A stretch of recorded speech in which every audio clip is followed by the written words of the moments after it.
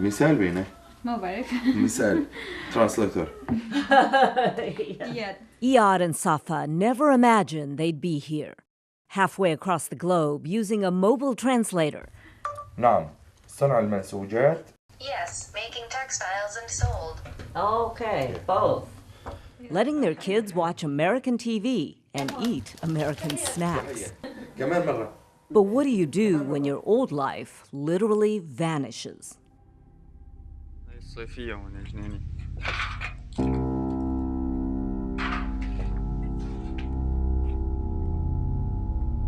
This is all that remains of their once vibrant bloc in Aleppo, a city of 5 million that was one of the most beautiful and historic in Syria.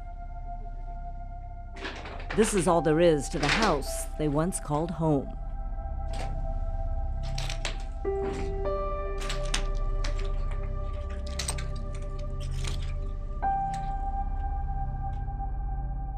And see the textile shop that Iyad and his father had built from scratch to support their families? It too is now just dust.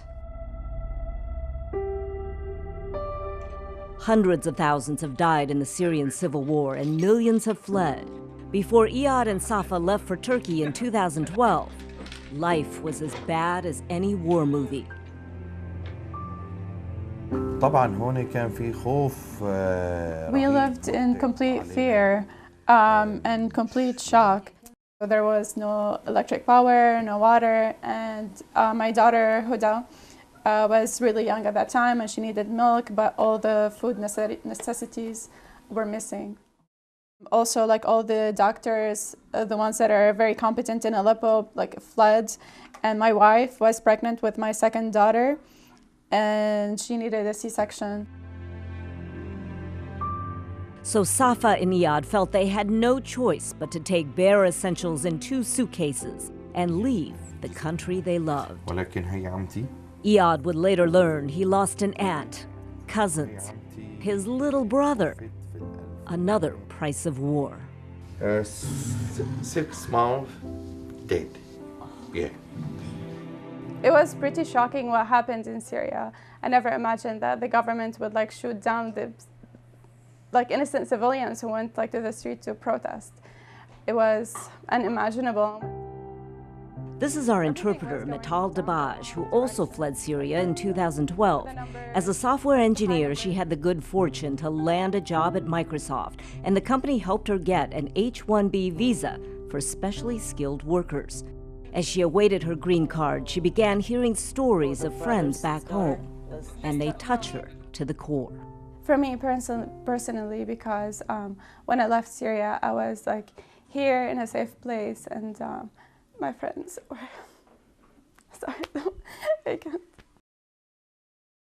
She feels so lucky because so many others like Iyad, settling temporarily in Turkey, was scrounging for any job he could. Gas station attendant, restaurant worker, vegetable seller, anything to support his family, while they applied for the chance to come to the U.S., to Seattle, as political refugees. That vetting process is the toughest that any foreign national undergoes. About 2 years of background checks, fingerprinting, biometrics, and interrogation by multiple federal agencies. Finally, in 2017, they made it to Seattle. The fact is, refugees already go through a very strenuous, extreme process. Joaquin Wee works for Seattle's Office of Immigrant and Refugee Affairs.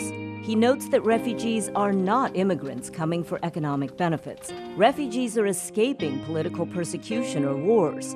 He says the evidence does not support fears that refugees are terrorists. Stats show that in terms of terrorist activities, to date, no one that's done a harmful terrorist activity has actually gone through a refugee program. That's just, there has not been a link there.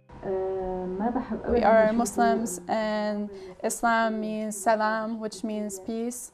And it's a religion of peace, and what's happening in Syria, we left because we were fearful of the terrorism, but we're not terrorists.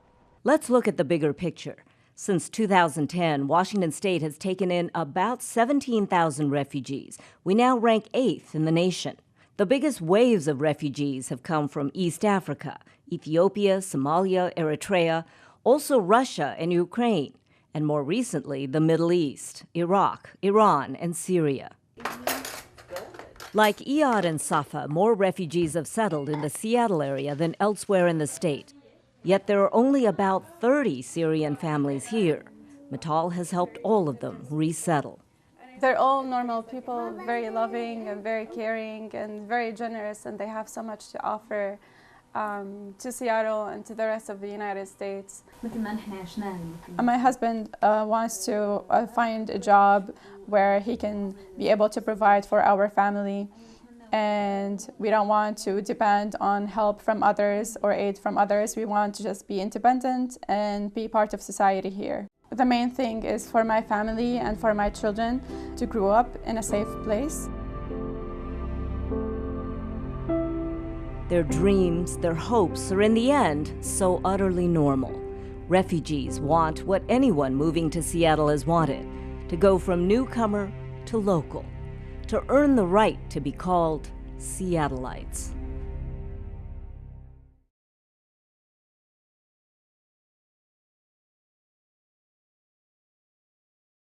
Watch CityStream Thursday nights at 7 on the Seattle channel, or get video on demand and podcasts anytime at seattlechannel.org.